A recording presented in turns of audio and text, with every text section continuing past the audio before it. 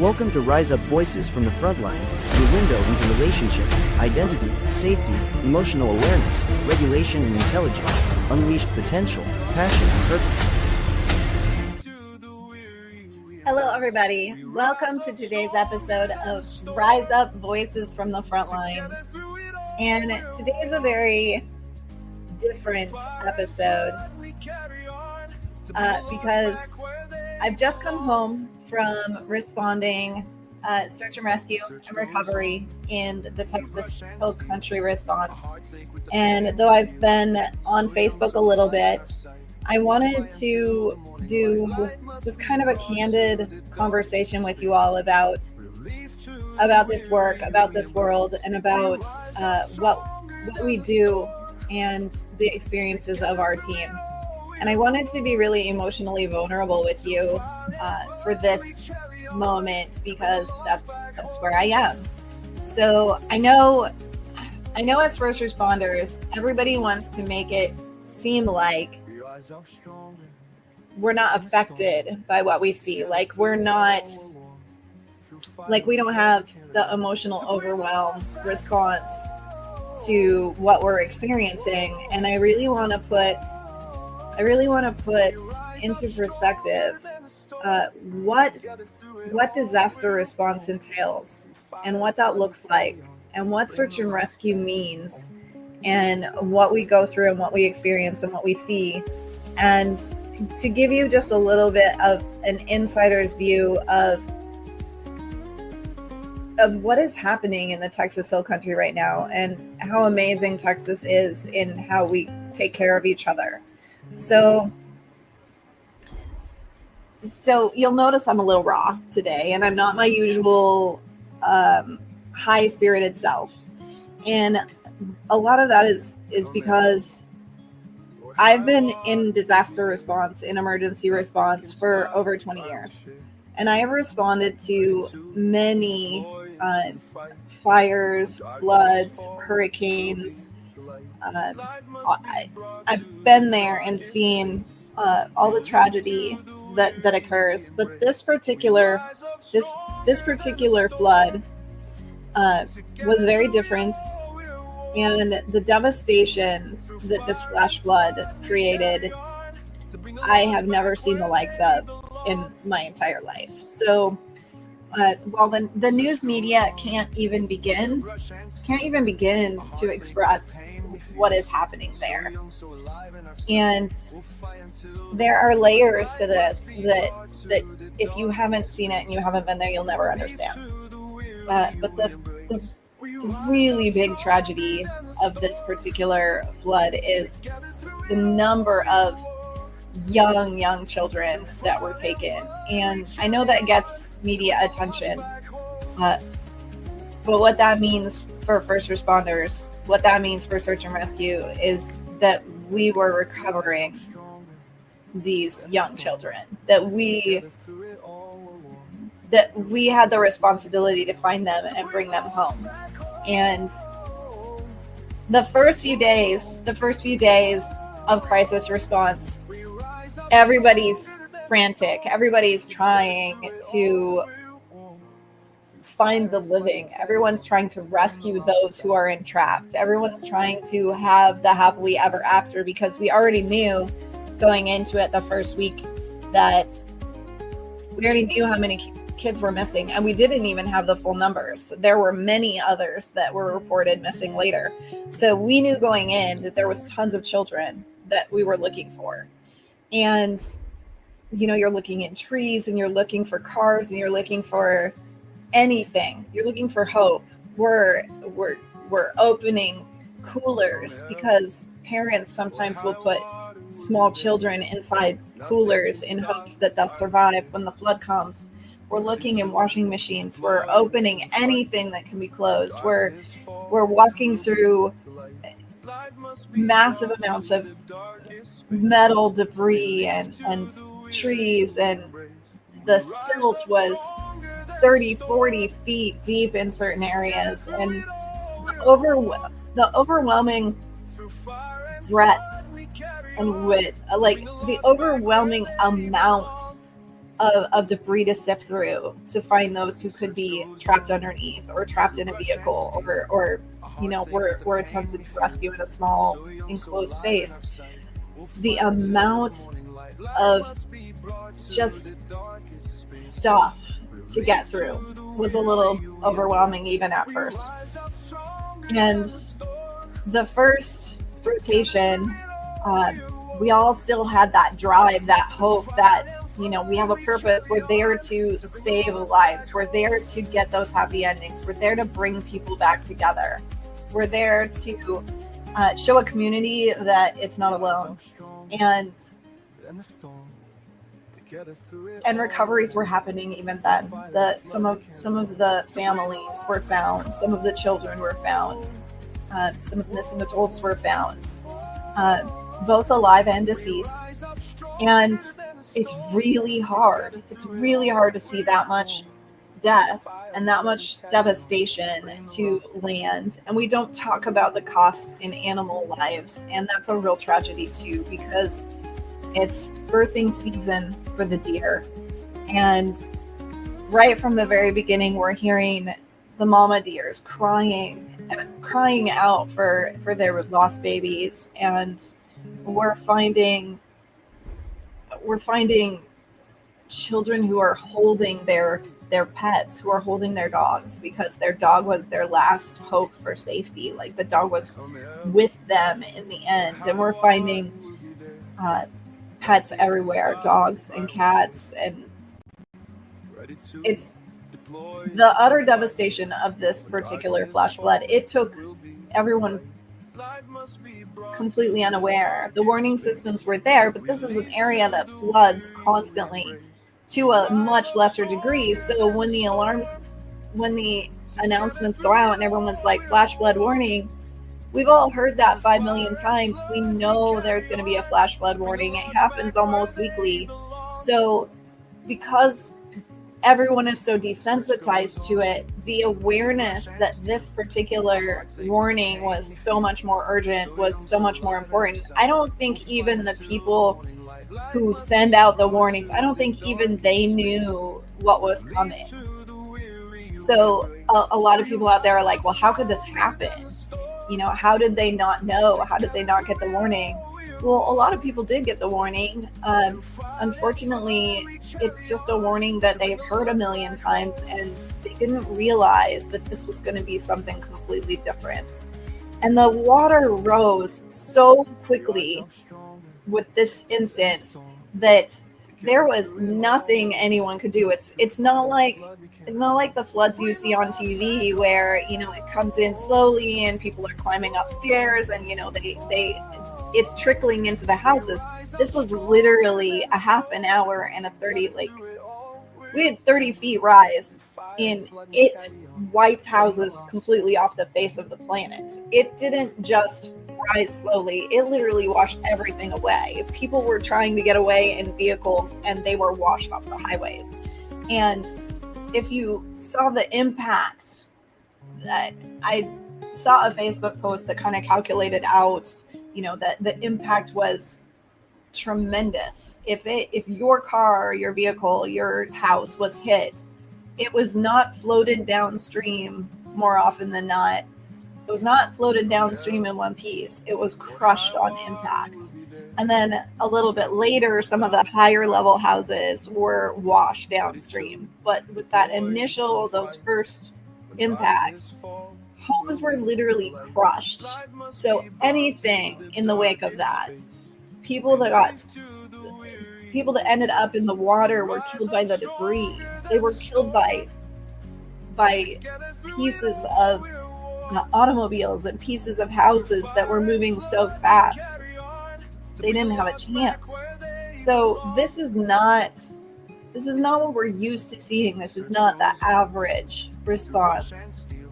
So in the middle of, after our first deployment, we came back home for a day and a half and did a bunch of organizing. We had to change out some supplies. We had to make sure that our teams were ready for a more difficult on our second shift. We went to more difficult areas where it's not you don't just walk in on the side of the river, where things like, we need ropes, we need to make sure that our people have harnesses and everything is done safely, and we can check the sides of the river where you can't just walk in. So we had to prepare for that more difficult deployment, and knowing that it's a whole different kind of deployment the second time, knowing that we're no longer looking for survivors.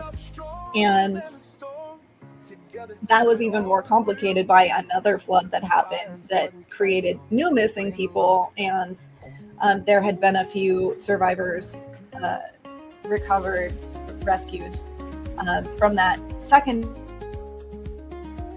And the whole time we're getting notifications that there's flash flood warnings again, over and over and over again. We had to assist in an emergency evacuation on our first deployment because we had 2,000 volunteers out on the side of the river looking for survivors, looking for to recover remains, and the fire department gets a notification that there's a flash flood in progress and that we need to get all of those people off the side of the river. So Phoenix 1 got put into action, and we got to go lights, and we got to be loud, and we got to warn those folks that they needed to get out of the fields, and offer rides to those who needed rides to their cars that were far away. And we got to participate in that emergency evacuation, which is what Phoenix 1 is for. She's our search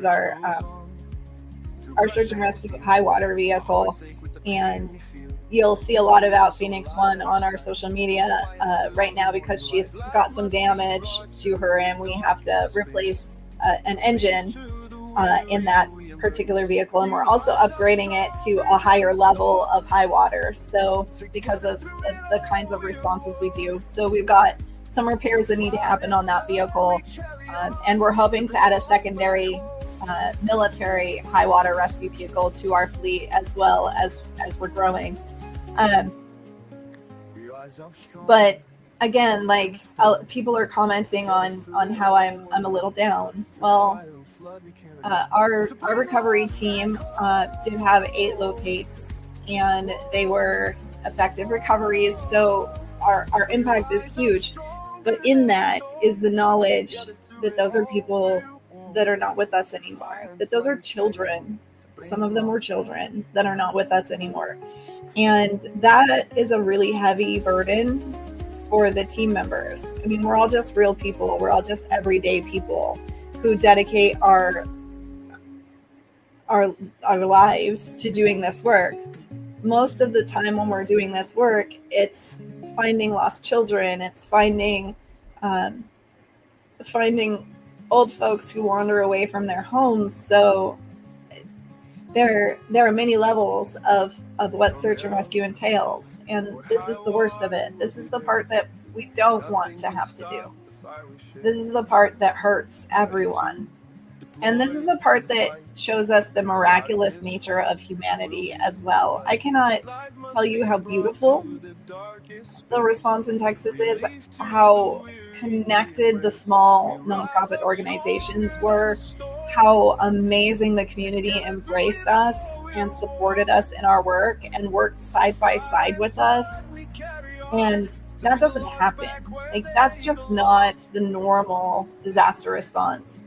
So whilst I seem a little down, and I will be for a little while because I need to process my emotions in a healthy way, I allow myself to feel the feelings that come from this. We can't pretend it's not a tragedy. We can't pretend it's not a crisis. We can't pretend that people didn't die, that we didn't see the faces of dead children,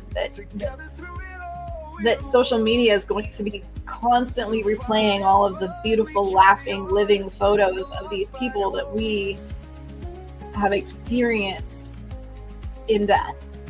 That's an awful thing to carry. It's an awful thing to experience.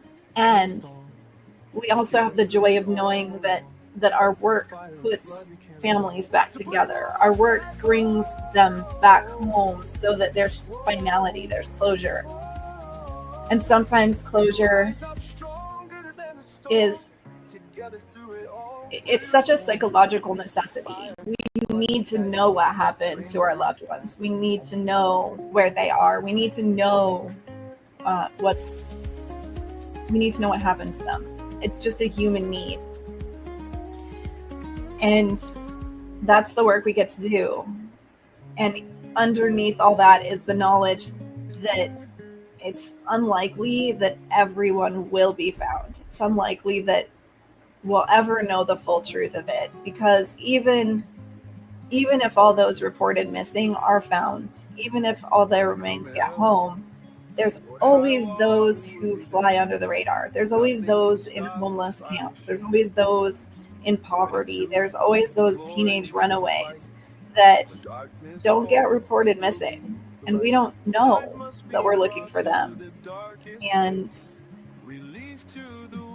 we know that that's a possibility here too, because there were many low-lying areas that were trailer parks and things like that. So we don't necessarily have 100% accurate numbers, and that's true of every crisis. That's just, when this happens, the people that fly under the radar of society, those that don't have families to report them, those that don't have big friend groups, those that are just not on the radar, they stay that way. They stay under the radar, and they'll be found eventually.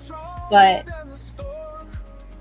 that's the truth of it, is that there's always unanswered questions. And just gonna be honest, the work is hard. It's hard, and it hurts, and it's painful, and it's sad, and we cry with people, and we love on people, and we give people as much mental health support as we can.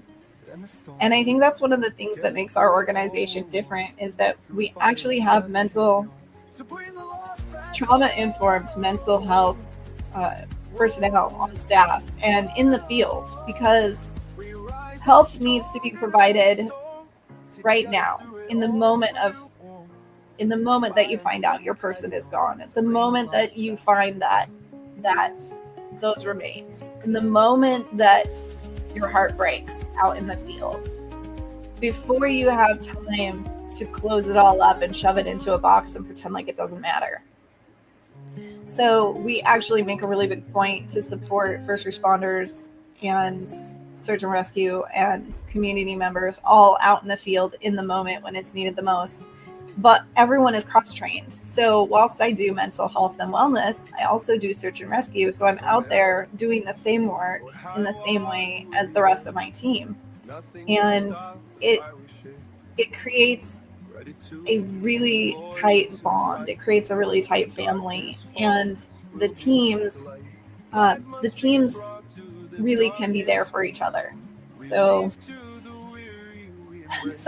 that is really most of what I wanted to say. And I will be back on Facebook as in a couple days. I will be back to my normal self, posting our normal everyday podcast episodes that are so informative, and get my education hat back on and really bring that inspiration and preparation and motivation back to you guys. But I just wanted to be with you and be present in this moment with authenticity, and just say, yes, I'm being a little quiet. Yes, I'm being a little reserved. Yes, I'm hurting.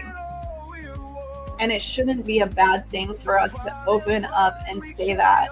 It shouldn't be unwelcome for us to say, this was really hard, and it's going to live with me forever. It has changed me as a human being, and I'm hurting. And that is the truth. And I really want you all to be able to say the same thing. I want you not to hide behind your badge and not to hide behind your credentials and pretend like everything just fits into a little box, because those little boxes are going to come bursting open one day. So be with your feelings. Let them be what they are. Let them be real and present, and show you that you're human, because we're all human. And it doesn't change what you're capable of. It doesn't change the impact that you create. It doesn't change the work that you do and the value of that. Being in your feelings just shows that you're human. And we all need to be a little more human. We all need to allow that humanness to show, because that humanness builds connection and allows us to reach out for the support that we need, and allows us to connect with others who have the same experiences. And if we're not allowing ourselves to be vulnerable and we're closed off, then we're closing ourselves off from being able to support the community members that need us in those times when they're vulnerable. Because if you're trying so hard not to be vulnerable, then you're going to be pushing off their energy when they're vulnerable. And they need us to be not only heroes in the sense of doing the work that we do, they need us to be comforters. They need us to be empathetic listeners. They need us to be supporters of their emotions in those moments. And I know that's not what you signed up for. But if you want to do this work right and you want to be extraordinary at it, you have to be both. You have to do this work and face the darkness. And you have to be the light for those who are having these experiences. And I really want to see that shift in emergency response. I really want to see that shift in search and rescue and disaster recovery. I really want to see that shift in all things first responder, because the more we are human, the more we become heroes. Honestly, truly, heart and soul. And I think that's really the foundation of the desire, right? That's what we want to be. We want to be authentically human and assist others to have a better experience, a better life experience. Even if that means that we have to do work that is ugly on the surface, it's still creating a better life for someone. It's still creating healing for someone. It's still creating answers for someone. No matter how ugly the work is, there is a beauty to the end result if it's done with integrity, if it's done with sacredness, if it's done with respect.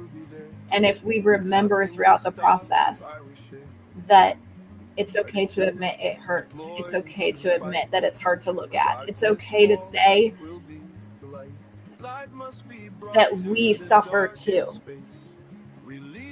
So this is Krista Fee with Battle to Be, the 501c3 nonprofit serving those who serve country and community and all things community safety.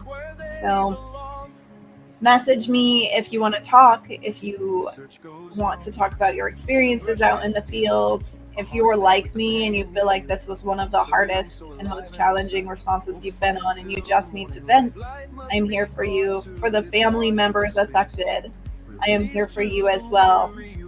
Everything that I do is no charge to our communities. We are 100% self and community funded.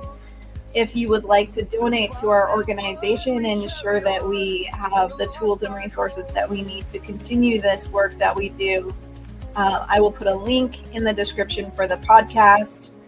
We are looking for organizational sponsors who would like to support our Phoenix Jeep, especially those in the Jeep community. We offer a very special window into the first responder world that maybe you have less access to. We are not wheelers in the traditional sense, but we will promote your amazing equipment. We'll promote it in ways it's not been seen before. Out in the field in times of crisis. We have to go off-road quite frequently. We're taking it in floods quite frequently. Our vehicles take tons of abuse, tons of damage, and we can get some amazing footage for you to promote your business and maybe get to, we do have a very unique audience that you might not usually be able to reach, that First responders tend to love Jeeps. They tend to love off-road vehicles, so they tend to love the high-intensity equipment. We are looking to add side-by-sides to our roster.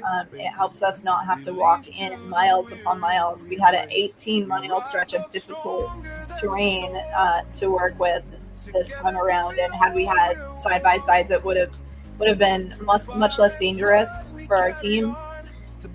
We are looking to add all kinds of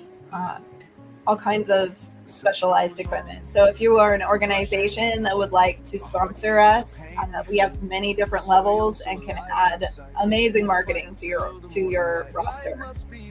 And you get to help people in the process. So again, my name is Krista B with Battle to Be. This is RISEUP Voices from the Frontlines. Usually don't consider mine the voice from the front lines, but I just felt like this was maybe a necessary conversation. And I'm sorry, but I'm not sorry that this is really unpolished and raw. And I'm just gonna leave you with a little bit of music, because we wrote a song for this flood, and I'd just like to share it with you. It's been playing in the background this whole time, but I think I'd just like to leave you with that.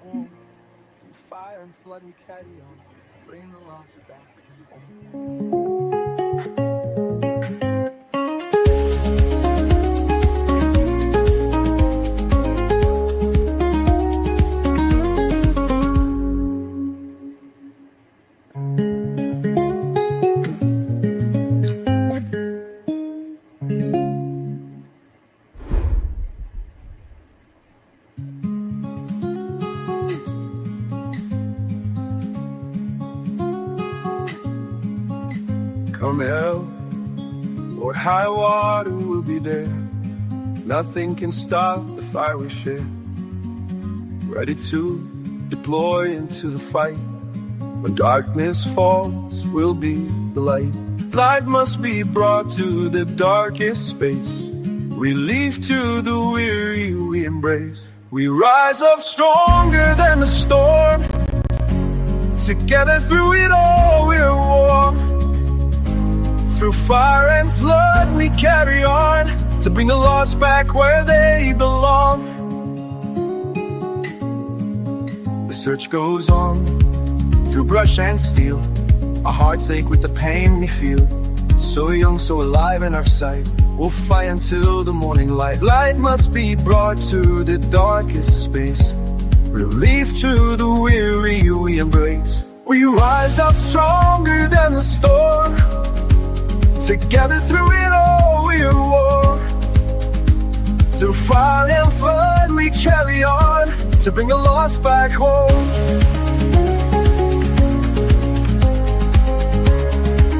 Become a RISEUP Hero sponsor to provide mental wellness and crisis response resources for those who serve countries and Together through it all, join us in the RISEUP movement today.